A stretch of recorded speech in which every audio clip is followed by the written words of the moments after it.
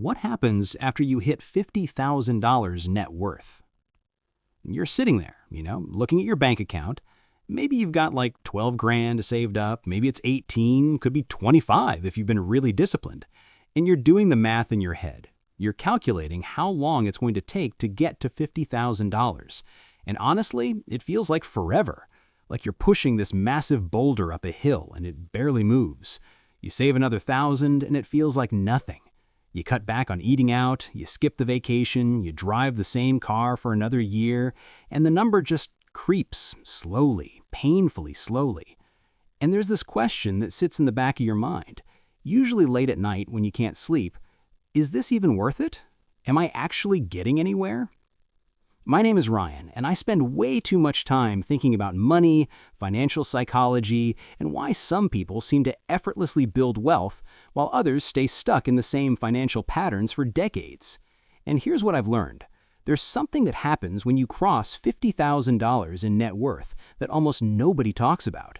It's not just a number. It's not just some arbitrary milestone that personal finance bloggers throw around to make you feel inadequate. It's actually an inflection point, a real measurable shift in how money works for you. And understanding what happens at this threshold, and more importantly, what you need to do differently after you cross it, might be one of the most valuable pieces of financial knowledge you'll ever come across. Because here's the thing, the rules change. The strategies that got you to 50,000 are not the same strategies that will get you to 100,000 or 250,000 or beyond. And if you don't recognize this shift, if you just keep doing the same things you were doing before, you'll leave an enormous amount of money on the table. We're talking potentially hundreds of thousands of dollars over your lifetime, maybe more. So what actually happens after you hit 50 grand, and why does it matter so much? Let's dig into this. The math becomes your friend. Okay, so first thing you need to understand is that wealth building is fundamentally non-linear. It doesn't happen at a steady pace. It's not like you save 5,000 a year and every year you just add another 5,000, and in 10 years you have 50,000, and in 20 years you have 100,000. That's not how it works. That's not how any of this works. When you're starting from zero or close to zero, everything is hard. You're fighting against yourself.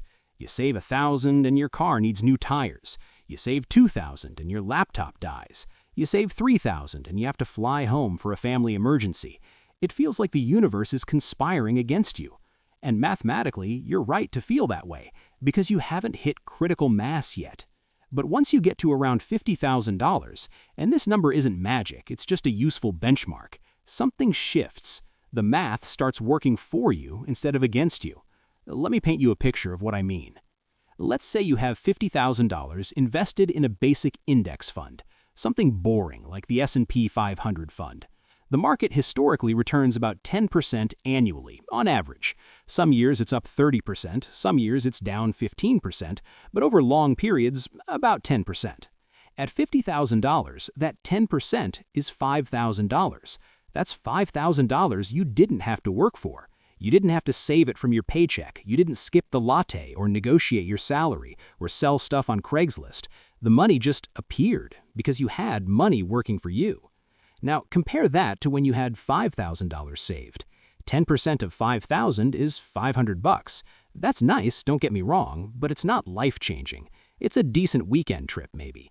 But $5,000? That's almost half of what many people save in an entire year from their paychecks. And here's where it gets really interesting.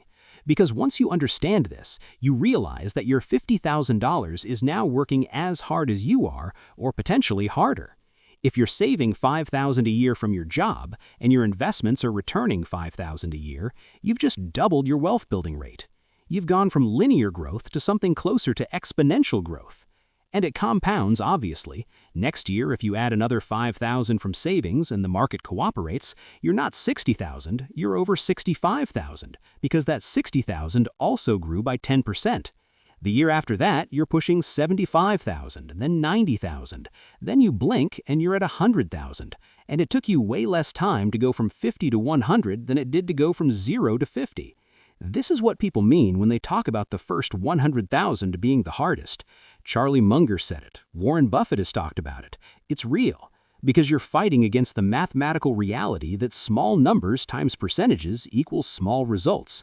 But once you hit that threshold, somewhere in the 40 to 60,000 range, depending on your situation, the compounding starts to feel real. It starts to feel like it's actually working. You start making different decisions.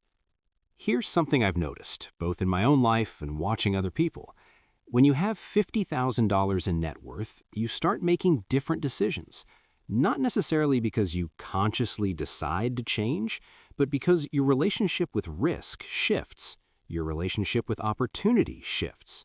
Your whole financial psychology shifts. When you're at $5,000 or $10,000 in savings, there's this constant anxiety, right? You're worried about losing what you have. You're worried about making a mistake. You're worried about the emergency that's inevitably coming. And so you make very conservative choices. You keep everything in a high-yield savings account earning 3%, maybe 4%. You don't invest because the stock market feels scary and volatile, and what if you lose everything?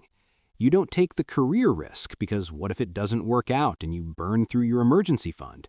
And honestly, that makes sense when you're in survival mode, when your buffer is thin, when you're one bad month away from going into debt. Conservative makes sense, but it also keeps you stuck. Once you hit 50,000 though, something interesting happens. You have breathing room, real breathing room. If you lose your job, you've got like 8 months, maybe a year of expenses covered, depending on how you live. If you take a calculated risk and it doesn't work out, you're not ruined. You're set back, sure, but you're not starting over from zero. And this changes everything. It changes the job offers you consider. It changes whether you negotiate harder for your salary. It changes whether you start that side business or learn that new skill or invest in that course or certification. It changes whether you put money into the market because you can afford to ride out the short-term volatility.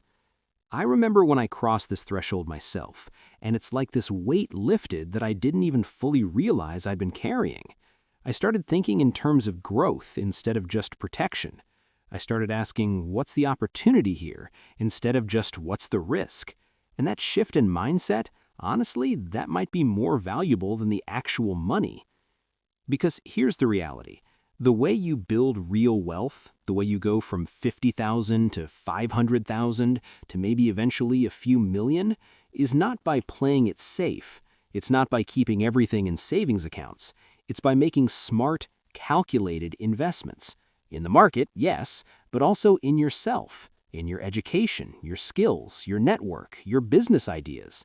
And you can't really do that effectively when you're operating from a place of financial fear. The power of optionality.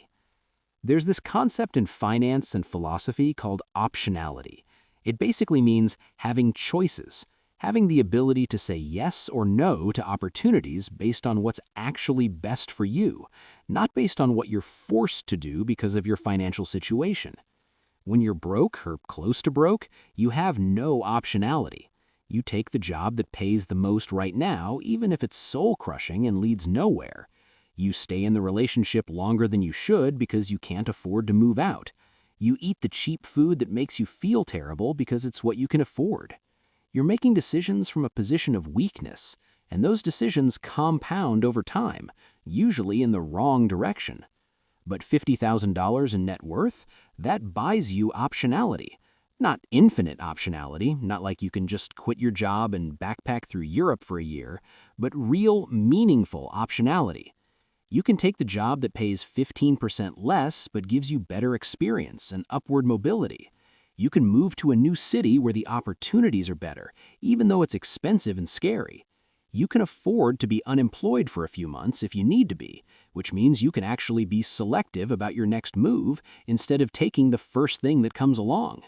And this matters so much more than people realize, because the decisions you make in your 20s and 30s, the career moves, the skill development, the relationships you build, those have this massive compounding effect on your lifetime earnings. The difference between a good career path and a mediocre career path is not just a few $1,000s a year. Over 30 or 40 years, it could be millions of dollars in total lifetime earnings. So when you hit 50,000 in net worth, one of the smartest things you can do is start thinking strategically about optionality. How can you use this cushion to make better long-term decisions?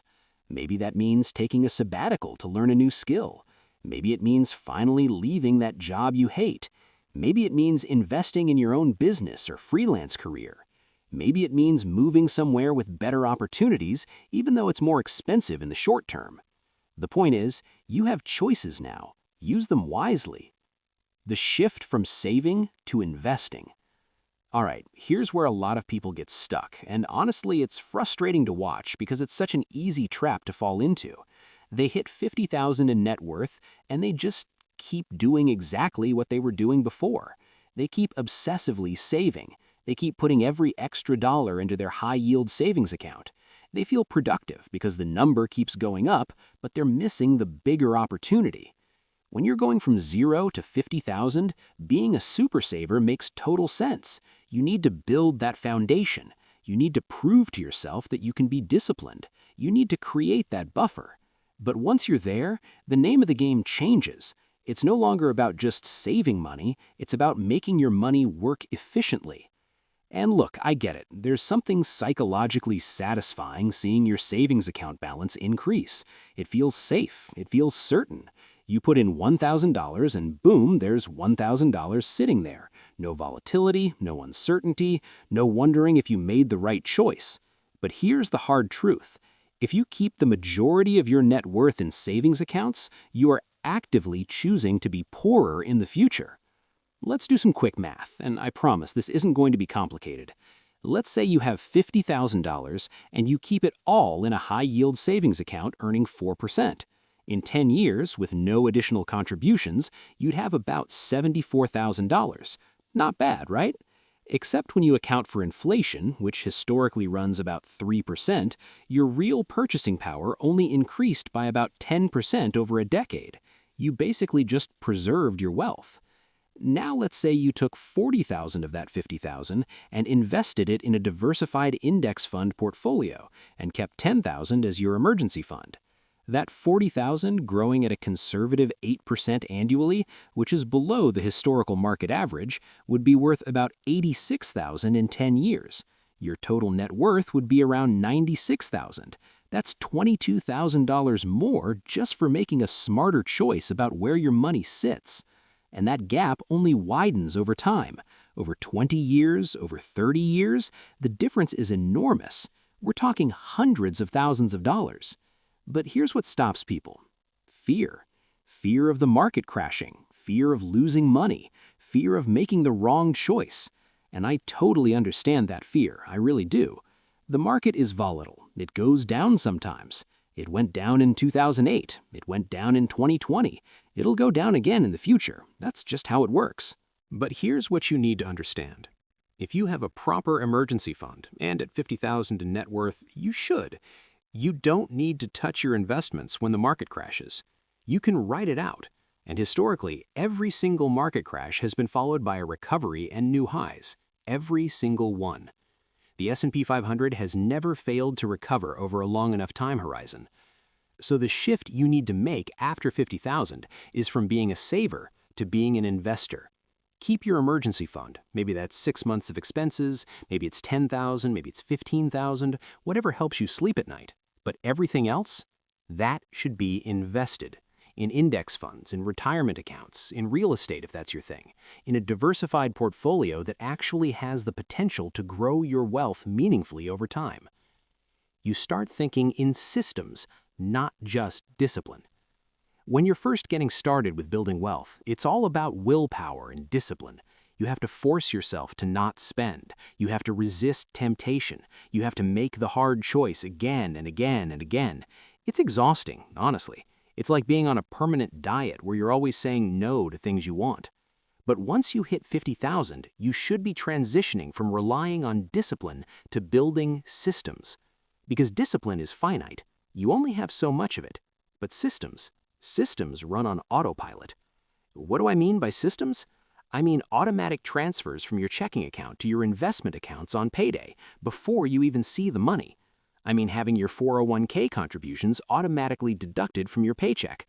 I mean setting up your whole financial life so that the default option is the smart option, not the dumb option. When I look at people who successfully build wealth over time, the common thread isn't that they have superhuman discipline, it's that they've set up their finances so that building wealth is the path of least resistance. They don't have to think about it every month. They don't have to make the decision over and over again. It just happens. And once you hit 50,000 in net worth, you're in a position to really dial these systems in. You can set up a proper investment strategy. You can max out your tax-advantaged accounts. You can create a cash flow system where your money automatically flows to the right places. You can hire a financial advisor if you need help setting this up, and it won't blow up your budget. This is huge because it frees up your mental energy for other things, for earning more money, for building your career, for enjoying your life. Instead of constantly worrying about money and making financial decisions, you know your system is working in the background, building your wealth, and you can just live. The $100,000 milestone becomes real. Here's something kind of magical that happens once you hit 50,000. 100,000 stops being this impossible dream and starts being an actual achievable goal, like something you could hit in 3 or 4 years if you stay focused. And this is important psychologically. When you're at 5,000 or 10,000 in net worth, 100,000 seems impossibly far away.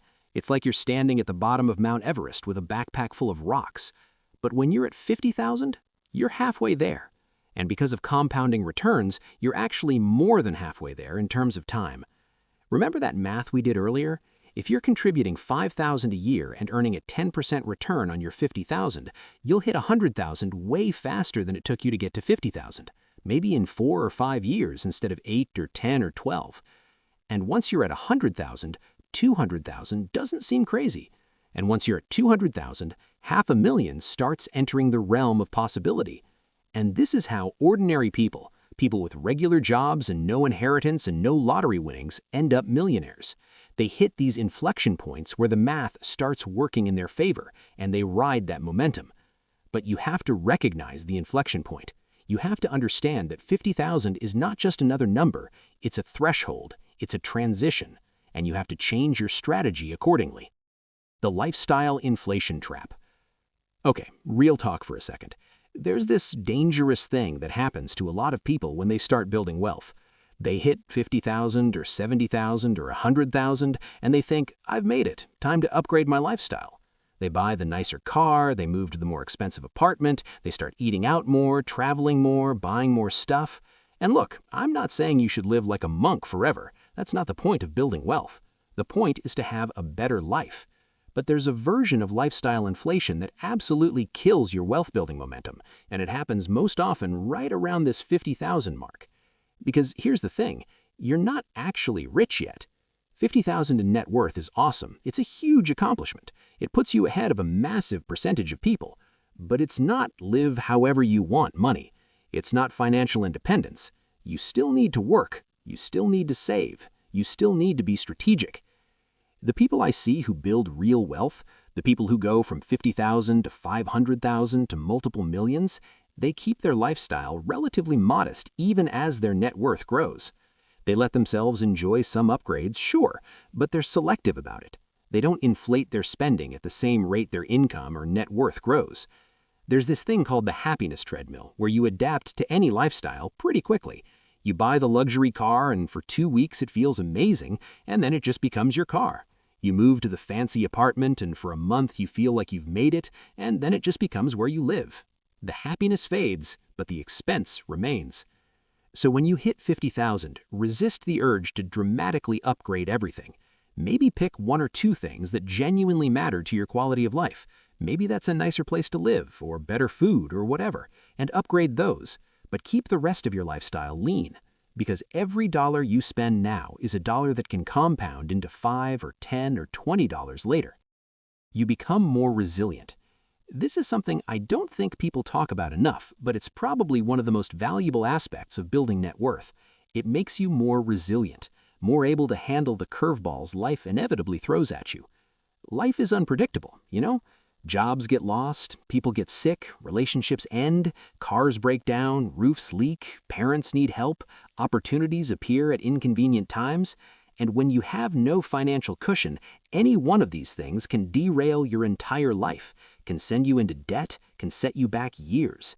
But when you have $50,000 in net worth, properly structured with an emergency fund and investments, you can handle most of what life throws at you.